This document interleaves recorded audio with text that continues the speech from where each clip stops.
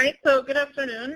Welcome to our webinar on mentoring, catalyzing the next generation of scientists, put together by the UCS Science Network. My name is Adriana Bankston. I'm representing the nonprofit organization Future of Research, and we are partnering with UCS for this webinar.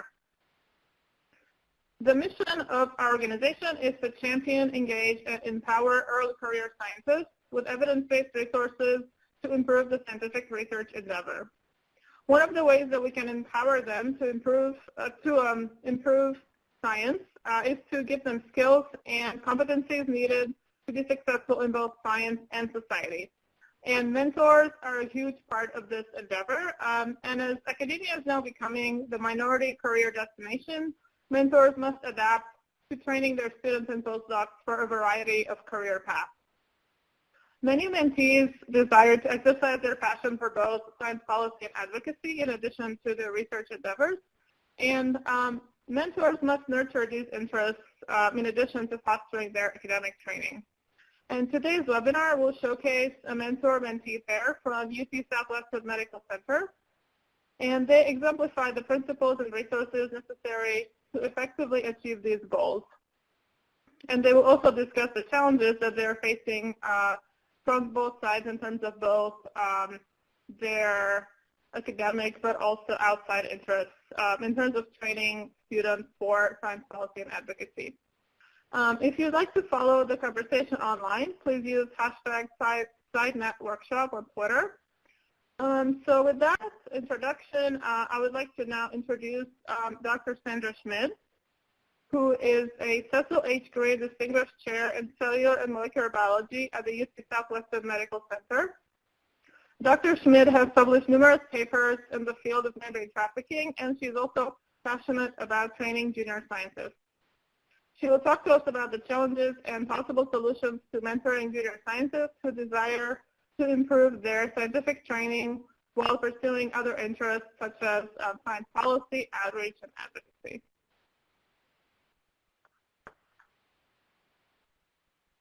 Hi, I'm here. I'm Sandra Schmid. This is Ashley Lakoduk, graduate student in my laboratory. When Adriana asked us to do this, we sat down and talked about the mentor-mentee relationship and talked about the fact that it's a partnership and that and the responsibilities, shared responsibilities for the success of that partnership between both the mentor and the mentee. So you've seen my picture and Ashley's picture, and we're here, different hairstyles. But we thought when we looked at this word map that a lot of the words that we had come up with in our discussions were on here, and amongst them keywords were relationship, communication, learning, development, and personal. And that is each relationship and each of the goals are individually established. The metaphor that we came up with in thinking about mentors and mentees were tugboats and freighters. And maybe a surprise for you to, where we see the mentee as the freighter and the tugboat as the mentor. The mentor can nudge and guide just gently, but it's the mentees that really provide the momentum and sense of direction. We need to, the mentors and mentees need to talk about what that direction is and agree on the destination, and then work together to effectively move in that direction. The path that you choose is one that the mentee chooses, and one considers issues and must discuss issues like the passion you have for whatever it is you want to do, the skill set you have, innate or acquired, and this needs to be an honest and continuous assessment, and then any missing it's up to the mentor and mentee to think about what are the missing components, the missing skill sets, the missing stepping stones that are required to complete whatever task and an objective is being set. Mentors are also there for problem solving and hopefully to avoid problems like this, planning and building out a strategy for success. You'll find many resources on the web for individual development plans and these sorts of things to think about where it is you're going, what are your short-term, long-term goals, what are your deficiencies that you can get help in improving on, and these sorts. So we also think about constant reevaluation. The other thing that we thought about in talking is that there's a strong mentor-mentee relationship. That's a capital M mentor. But what's really important is these what we think of as small m mentors. And in all of your daily interactions with your peers, colleagues, collaborators, if you're sharing information about your goals, your passions, your problems, your things you need to learn, things you're good at, if there's a constant sharing of all of those parameters of your daily efforts, then you can get acquire a lot of mentorship from your peers. It's like learning from other people's mistakes and expanding the breadth of experiences that can help inform decisions and objectives. It also helps you gain perspective. So the more little M mentors you have, and the more people you talk to, the more realistic you can be about your likes and your skills and what trajectory you want to choose. Right, and and obviously then there's a letting go. So some of the points that we wanted to think about in this relationship are in terms of the different roles of the mentor and mentee. Maybe Ashley can talk about. Which part? So, I mean, the main take-home message is that the tugboat, right, needs to be there to help the mentee through, but the mentee really needs to know what they want to do. And Sandy and I have had a fun journey as what I wanted to do has changed a lot over the course of my graduate training. So I started wanting to be a PI, gung-ho, and our focus was making sure I was doing really novel, quality research. And then things changed. I became more interested in outreach and communication, and my focus shifted to, training other students, and then my focus became education and how to educate other young scientists and get them engaged in communication outreach. And as we go through this, I needed to constantly reassess my goals and my skills and what I needed to get where I needed to go. And Sandy has been very supportive in helping me do good science and do good things for my future career. I think the mentor-mentee relationship has to be mutually beneficial. Obviously, I need to get my grants funded. I need to get papers published. These are my things, and so I need to help Ashley to be as effective and efficient and focused in laboratory work. At the same time, it's Ashley that defines success, and Ashley's definition of success, which I'm fully supportive of, is coming away with having made a significant scientific contribution and also having developed the skills that she needs and also the reputation. Ashley's done a lot of extracurricular work that has really developed her credentials in science advocacy and communication and leading, because at the end of the day, if you want to get an academic job, there are certain credentials you need, and if you want to move in the direction of advocacy and education and communication, there's another set of credentials. But the building up those credentials, which in one case might be 4 papers in MBOC, and in another case it's really building up the experience and having developed the programs from scratch and led them. And so Ashley's been building up those credentials that are essential for the success that she's defined it. Yeah, and a lot of that comes from knowing myself and honestly communicating with Sandy about what my trajectory is and making sure that I'm keeping to her expectations as well, so that I get to do my stuff that's beneficial for me, but also that I'm completing my responsibilities that are beneficial for her career as well. So, again, coming back to these words, there's a relationship and learning and personal guiding, a process, formal, all of these, challenging, apprentice, all of these are words that I think, convey the relationship that you want to establish. Mm-hmm.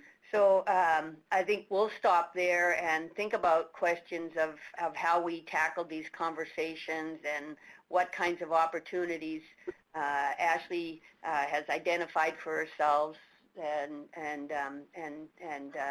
stop and take your questions.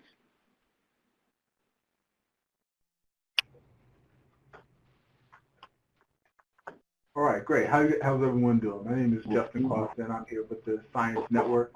What we wanted to do is right before we do the question and answer portion, we wanted to actually get your feedback on some of the opportunities available here through the Science Network and UCS that's available to you before we go into the question and answer portion. So the first item, which if we switch, sorry guys. So the first item we wanted to first draw your attention to get a feedback on something that is connected to the topic of the webinar. So we believe that mentorship is a very important part of professional development. Now, while there are many mentorship programs that teach skills for the academic environment, there aren't as many focusing on growing the communication and advocacy skills for young scientists. So we want to hear from you if you'd be interested in seeing a mentor program dedicated to science and advocacy. And also let me say that there will be a poll at the end of this section that you can actually give that feedback and see if you'd be interested in seeing a mentorship program around science advocacy. The second thing we want to draw your attention to was that the Science Network is also looking for watchdog scientists that are interested in doing higher level rapid response actions with their senators. So these include things such as office visits, writing to newspapers, and also providing public comment. So if this level of advocacy is of interest to you, let us also know in the poll that's coming up, and especially if you live in one of our target states, which are Maine, Missouri, Montana, North Dakota, and Nevada. And then finally, we also want to let you know that the Union Concerned Scientists will be attending the American Public Health Conference, American Public Health Association Conference in November. In addition to all of our sessions and the booth that we'll be having, we're also hosting a reception on Sunday, November 5th. So if you're going or if you're interested in anything that we're going to be doing at that conference, let us know. We'll make sure to send you an invite around all those sessions. So what I'm going to do right now is actually switch us to a poll where you can, I'm going to open this up right now, and just let us know if you're interested in any of these opportunities. Let us know right here, and we'll make sure in the next week or so to send you back some information about all of these. So.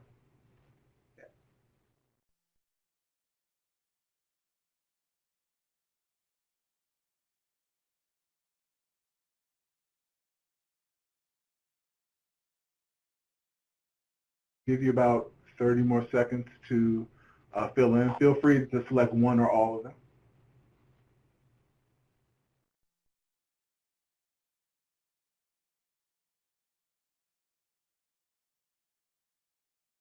Great. Give you about 10 more seconds.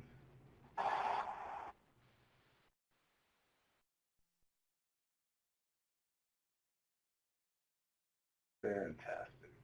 All right. So Thank you so much for your participation. And so now for the question and answer portion, I'm going to switch it over to Gary. So Gary, why don't you take it away? Hi. Thanks, Justin. If I can get Sandy and Ashley back up again, that would be great too. My name is Gary McDowell. I'm with Future of Research. First of all, I want to thank Sandy and Ashley for their great presentation and for sharing with us the mentoring relationship that they have. And I'll get started with questions. Please submit questions in the box that you can see, I think, at the bottom right of your screen. And we have a lot of time for discussion, so please don't be shy. So first thing to ask is, how do you navigate your public persona when you have things like blogs, social media accounts, etc., when you're doing advocacy work? I guess I don't understand the question since I don't have blogs and advocacy. I don't know if Ashley has, but are you worried about a disconnect between your professional relationships and your political ones? Yeah, it sounds like what the question is looking for is when we're very focused on this academic credentialing and how the academic should look. How do you reconcile that with also trying to build up a separate persona with the credentials that you need outside of the academic setting? How do you reconcile those two things? I don't think they need to be mutually exclusive. I think that you can, my social media is a good mix of promoting science that interests me as well as promoting other things like Future of Research or UCF. And I think that you should do both at the same time. You shouldn't have to worry about navigating one separately from the other because it represents who you are as a whole person. And as a scientist, science comes first, and if you do other things, that should be part of your life because that's part of who you are too. So. And I think, when Ashley's got a committee meeting and she's presenting her latest data and progress towards her thesis, the conversation is focused on those issues. When Ashley is leading an ASCB subcommittee on postdoc affairs, she's not talking about the last experiment she did. So there are different, different times for different places, and I think we can be all of these things or both or any proportion that you want. And you need to project what's needed to have an impact in that conversation. Thank you.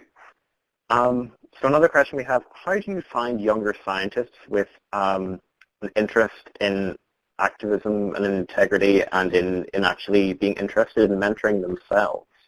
How do you mentor future mentors, I guess? But I think the current politics has been an awakening, I hope, for the millennials. My kids are Ashley's age, so I know that. So I think it's getting easier and easier to find them. And now the issue is, and I have to say the web presence of and acumen of the millennials is really teaching mentoring up. It's really the relations mentoring us as to how we can get more involved. I mean, there are amazing websites on telling you each day what are the issues and who you should be calling and these sorts of, and I think these are being transmitted upwards from the millennials to older people like me. But now it's communication about how to if you're doing many things, you have to be organized and you use your time effectively, and that's where we can help figure that out. That's also for like young faculty who are interested. Almost every institution has like groups or within the graduate school, people who are now starting their own advocacy or policy or communication groups. You just get in contact with them and go from that pool. Great.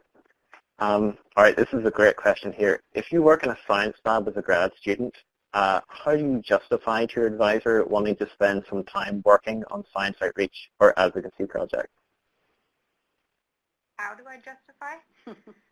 I think it basically comes down to, it doesn't matter anymore if you do quality science if you can't actually tell people why it matters and why it's significant. And a lot of that is practicing, right? And so you need to practice with outreach. You can teach kids how to do some little science, and while you're talking to them, tell them what you do and why it matters. And so I think in order to be an effective and successful scientist, even if you stay in academia, you need to get out there and tell people why science is awesome and why they should be interested in it. And the balance between these activities when you're talking to your mentor really depends on your objectives.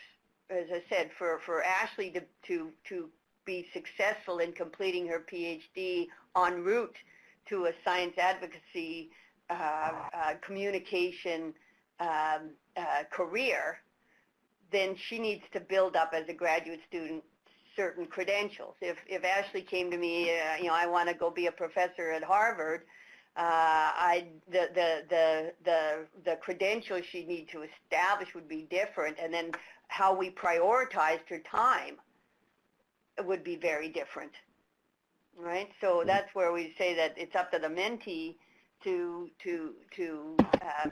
decide as quickly as possible where they're going, and then work with the mentor in carving the path towards getting there. And I think if you're honest, we're scientists, we're data-driven. So the fact is that 70% of PhD students today are not going to be academic professors. So I think every scientist that's training, every professor knows that. So if you come to me and say, I want to be successful, I care, I'm driven, I'm passionate, I'm willing to work hard, and this is what I want to accomplish, then you go from there. Sure. Leading on from that, I'm curious, there are certain things that you also need to be getting. You need to be showing your markers of productivity, and if how do you reconcile that conflict with, Ashley doesn't necessarily, for example, need to be getting out a ton of papers, depending on what it is she wants to do, but you in your job need to be ensuring that your lab is producing. And so how do you reconcile, what conflicts are there like that exist, and how do you reconcile those in this landscape? Well, if Ashley was the only person in my lab, I'd be in trouble. Right? And so we have a diverse group of people, and each one brings a separate, valuable skill set to the lab. And in fact, the skill set that Ashley brings to the lab helps improve everybody else's science. As she said, it doesn't matter what you do, you have to be able to communicate your science. So we have a team. My lab is a team, and each person brings different skill sets. Each person contributes equally but differently to the success of the team. And so that's how you do it.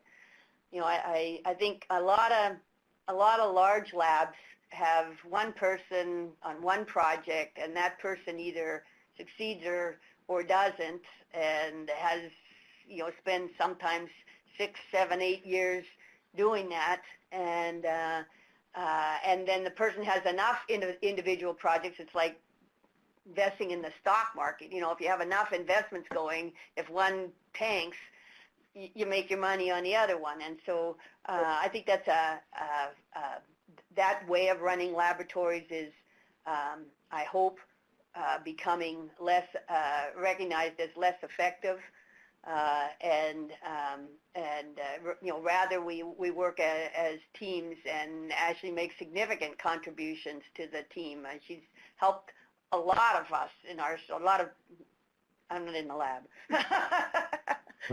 She has been instrumental both intellectually and technically in a lot of projects in the lab, in addition to her own work. So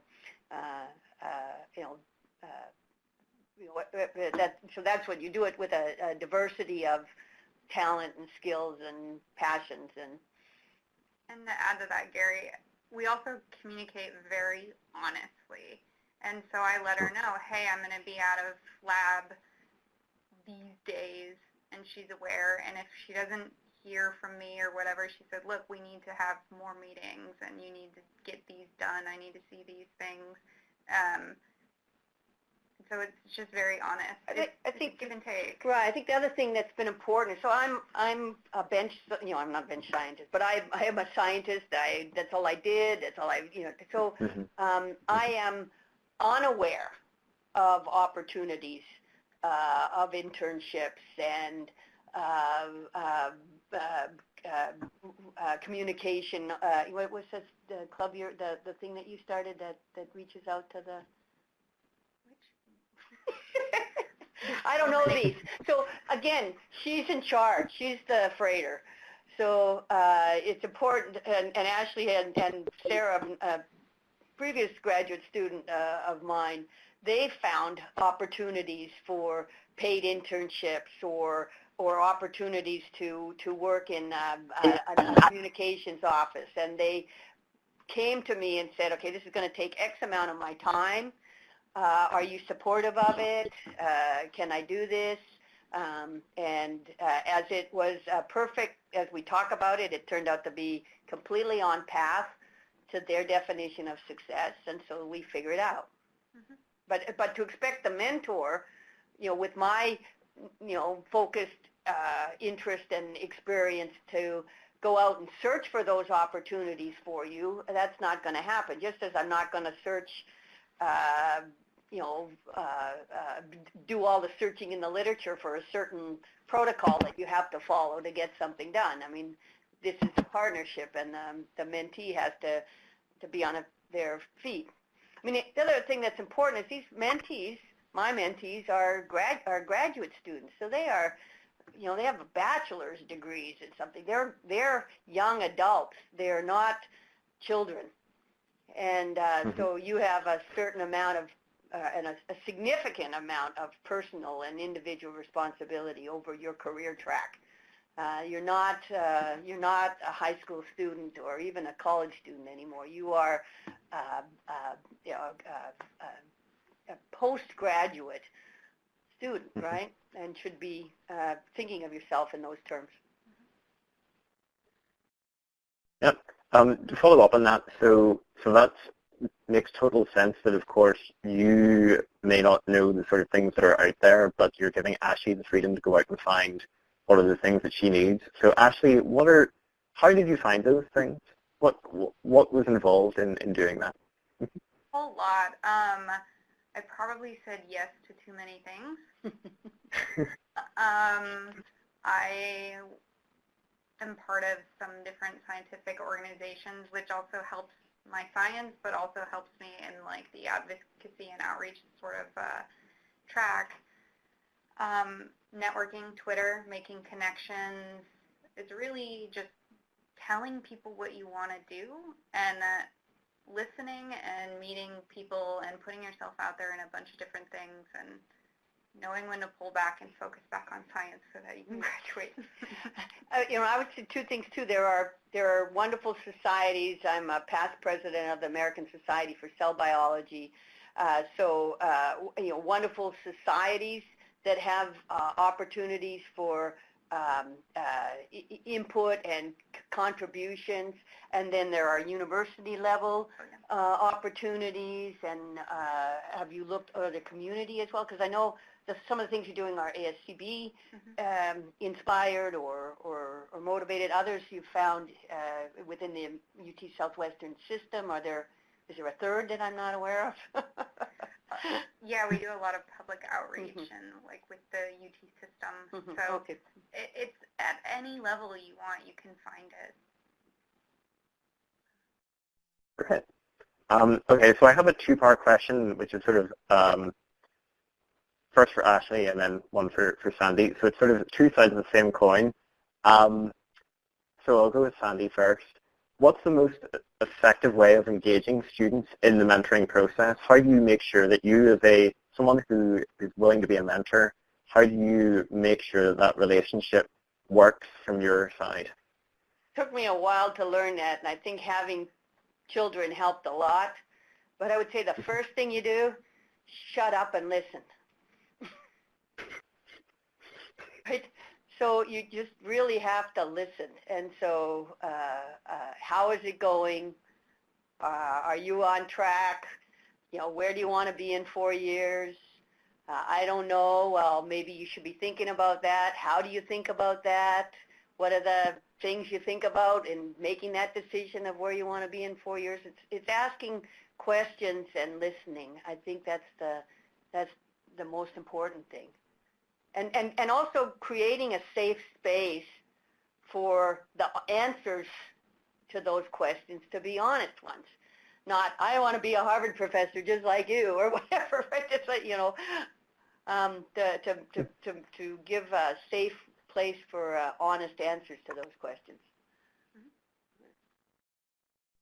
And then I guess the sort of flip side of that to Ashley is how did you go about, so you clearly have a great mentoring relationship. Did you seek out Sandy because of this? Was this something you knew before? How did you go about that and setting that relationship up? I think I was just really lucky. Sandy's a really good mentor.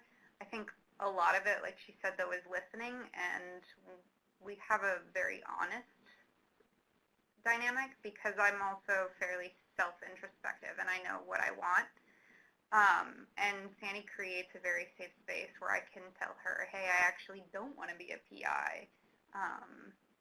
But I give Ashley a little bit more credit. I was moving from San Diego to Texas and wanted to hire a technician in San Diego by the beach with the view of the Torrey Pines hang gliding port. I wanted to hire a technician who was willing to move with me within 6 months, you know, so there was overlap, to Dallas. So Ashley came to me with eager, with an intent to move, to change, right?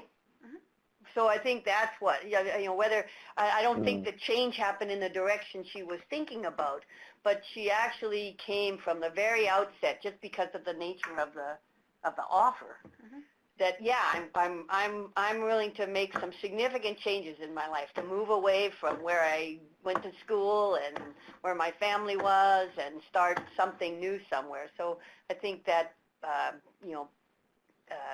adventuresome or pioneering or whatever you call it, was so I give Ashley a little bit more credit than luck. Well, I don't mean luck, but I mean I also wouldn't have moved if you weren't a good mentor. But yeah. Sure. So one question someone's put in is, as a female, what do I do better to support fellow female scientists? Yeah, I think one thing, and so it's never like male, female, black and white. It's always there's a lot of overlap in these things. But so I'm going to talk about tendencies, measurable tendencies. I think what females need more of often, and I don't think this is so true for Ashley, is affirmation. Much more affirmation. I think my male postdocs are intrinsically self-confident, and I think my female postdocs, we need to catch them we need to catch them saying something smart and catch them doing the right experiment and catch them taking a risk and saying that was really good, or I would have never thought of that, and really bolstering that. So I think affirmation of each other and our gifts, I think, is something that we can do. I agree. Great. So I want to move a little on to, because you guys have a great relationship, but I want to move on to, not so great relationships that exist out there and what what advice you can give there. So one question we have is, let's imagine a scenario where a graduate advisor is unresponsive to their graduate students. For example, not giving feedback on written material. How do you develop relationships with the small M mentors? How do you seek out that kind of, in that environment where things are perhaps not such a great relationship, how do you start to look outside for help?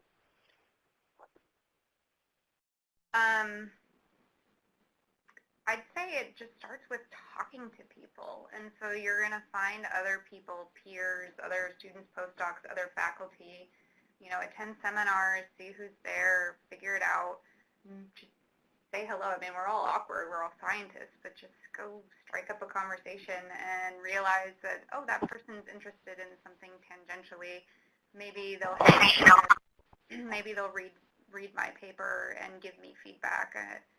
For the most part, almost everyone is willing to give you feedback and be supportive as a Little M mentor. You just need to ask them. I think we all like to be so tactically. All of us like to be flattered. So I've seen your research, I've read your papers, or I like what you're doing in group meeting. You always seem to have an answer. Would you mind, would really value your opinion. Would you mind taking a look at this? So your flattery gets you everywhere, right? So I think you keep an eye out for the people that seem to have the skills that you're lacking. Tell them that. You're really good at this. I suck. Can you help me? I think, those kinds of things help. We all had them. Great. So leading on from that, what general advice do you have for people who might be experiencing not so great mentoring relationships outside of this generally? Are there things you can recommend, or what thoughts do you have on that?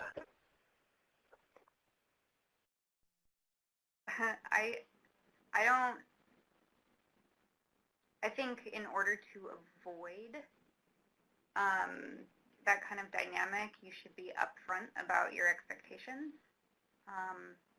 And as things change, be honest. And so if you're a student who doesn't want to do something anymore and your PI is mad at you, don't avoid them. Talk to them, and they won't know how to be a good mentor if you don't tell them how. And it really starts with the mentee. Right. I think, I'm surprised. I mean, there are, what I call them tour mentors.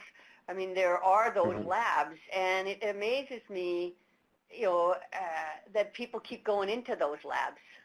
I think you should make a good choice. I mean, again, you're a grown-up, you're an adult, you're out of graduate school. You should ask the right questions going in to that relationship, and not just of the mentor, but of the other people in the lab. I mean, do shop around, be a good consumer of mentorship.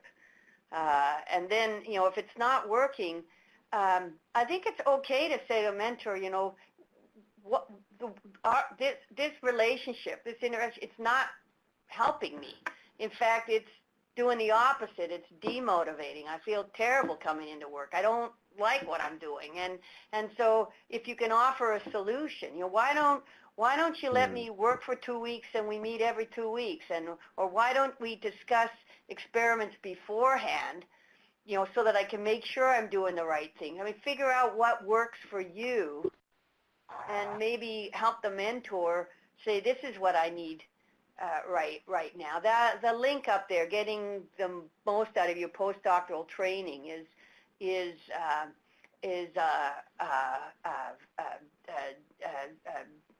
webinar, little 15-minute talk I gave that I frequently give to leaders, but I presented it to followers so that they can maybe teach them. This is what I need right now. Can you give me some of this, and then can be more effective for you. Right? So it's a partnership. So, but it takes us some strength. It takes being a grown up, and I think having these conversations and getting a sense of what the relationships can be beforehand by talking to the person and then talking to the people in their group would help. And I think we'd improve mentorship skills very quickly if graduate students started voting with their feet and looking at the process of getting there, not just the outcome. Everybody that graduates from this person's lab gets a fancy paper. Okay, so I'm going to go in that person's lab, but looking at the process, how did that happen? And ask if you want to participate in that kind of process. That's a really great point. I think people look at the outcomes and not how. Yeah, that's a really great point. Yep. I'm just going to put out another call for questions. There's still time to submit questions into the question box here. There have been really great ones so far. Another one that's just come through is from a PI. They're asking, how can I help students who aren't getting good mentoring from their official mentor without creating more tension between the PI and the trainee? So I'm a department chair, so I see all of these problems. Again, I think you have to open up communication. I think as a peer mentor of the PI, right? You're a peer mentor of the PI. You can point out that this relationship is undoubtedly detrimental to your progress as an investigator and to your lab's progress. I mean, I always think if there's one unhappy person in your lab, then the whole lab is not as happy and productive. If there's one unmotivated person in your lab, then the entire lab is less motivated, because all those lab members are working together. They're typically friends or interacting, and so it's the saying is one bad apple spoils the lot, and it's one unhappy person or one dissatisfied person in the lab. So as a little M mentor of the faculty member, you can say, this come to my attention. I'm bringing it to your attention because I think you should be aware this is holding you back and making things less productive in the whole lab, and I suggest that you have a conversation, and then so set up the conversation, guide them as to what they should be talking about. Now, so again, it's openness, honesty, not avoiding these things,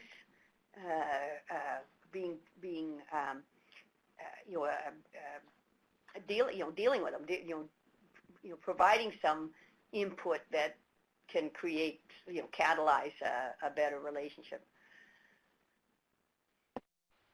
Great.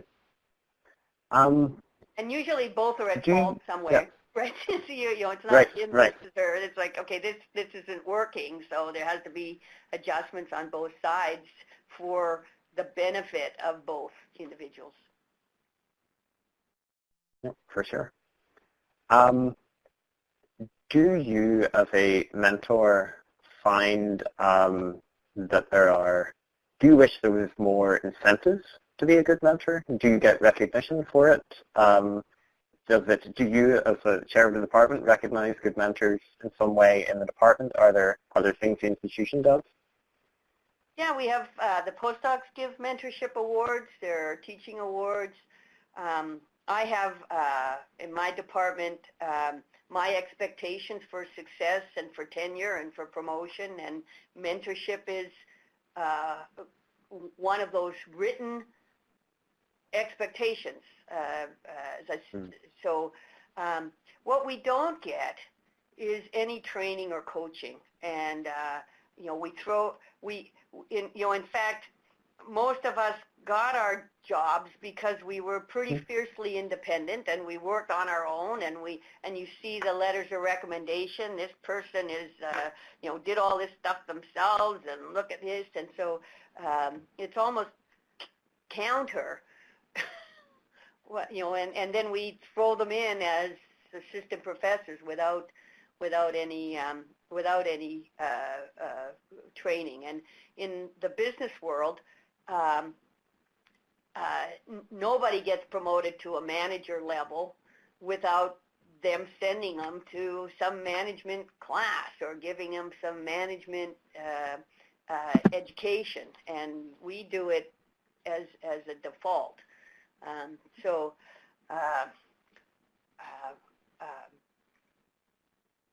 Yeah, but it is, the answer to your question, it is good mentorship is recognized, and I think the best way to ensure global better mentorship is for graduate students to vote with the most thing what's going to incentivize changes in behavior is not getting people to join your lab or not getting being effective in carrying out your research program. So I think I really advocate for graduate students and postdocs in particular to not be enamored by the big shiny object, but look at the process. And when you look at a lab, there may be people emerging from that lab faculty being successful, but if you see a lab of 25 people and you've only heard of one of them, that's a red flag. Excellent. So how should we mentor the mentors? So I presume you also as a mentor require mentoring. How should that look? And yeah. Yeah, and I have actively sought mentoring, even from my fellow chairs when I first got here. A lot of that is little M mentoring. That is your colleagues learning from your mistakes. I think being honest, and it's the same thing as if you're looking for help. You're honest to saying, I'm having a problem here, or this isn't working for me. Can you help me with this situation? You can see, just as a graduate student or postdoc, you can see who are the successful, happy, fulfilled graduate students and postdocs around you. What do you do? And likewise, as a faculty member, I can see labs that seem to be working great, and so to be honest enough to say, I'm new at this. I don't think I'm doing it as well as I could. What are your secrets? And I think to proactively seek advice. I actually went back to school and did a master's degree in leadership now almost 10 years ago, so it was very helpful. Not all of us have the time. So before I pass back to Justin to close everything up, do you have any final remarks, either of you, that you'd like to give? Maybe about advocacy. Sure. I think that as a student, you need to know what you want for your career, and then you need to also be proactive in making sure you stay on track, and that includes sharing with everyone what you do, right, and kind of loop it back to advocacy, why science matters and why you do what you do. I think people need to know, and the more you talk to more people, the better mentoring of all sorts you're going to get. So.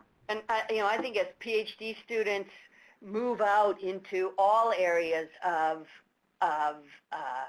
PhD and graduate students and master's students move out into all areas of the community, they can have an influence. I think right now we're in a very science-wary environment. 50% of the population doesn't believe in evolution. 50% of our White House administration, the vice president, don't believe in evolution.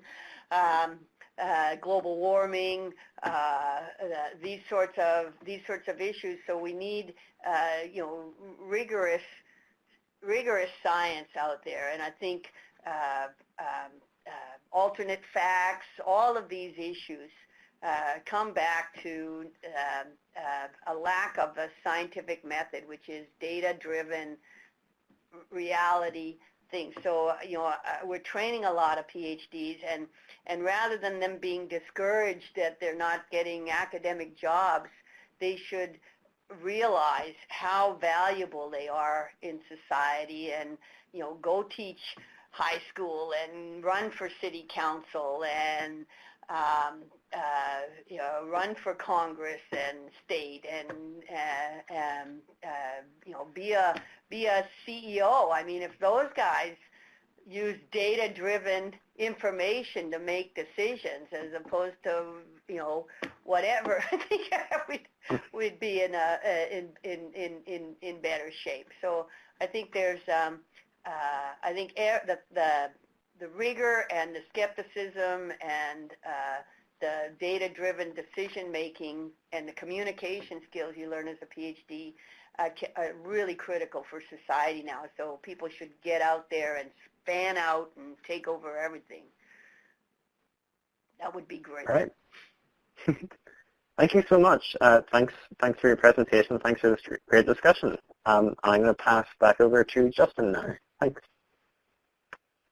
Thank you, Gary. So right before we finish out this webinar, I want to first of all thank Future of Research, and thank also everyone, and first Sandra and Ashley for joining us today. So real quick, I'm showing you once again some of the opportunities that we have for UCS for you all to take a part of. Also at the very bottom of the screen, we have some web links. So from our presenters, we have a quick video that you can, at the bottom, getting the postdoc training you need. Feel free to click on that, and there's a video that you can watch that goes further into mentorships, as well as the Science Network Watchdog sign-up that you have at the very bottom. And as you see, feel free at any point, if you have any other questions about the Science Network, to reach out to us both at our Twitter at SciNetUCS, and also you can send us an email at sciencenetwork@ucsusa.org. So with that, last thing I wanted to say is that our next webinar will be in mid-November around in district meetings, so we'll send some information out to you along with our follow-up from this meeting. Once again, thank you all for attending, and have a wonderful day.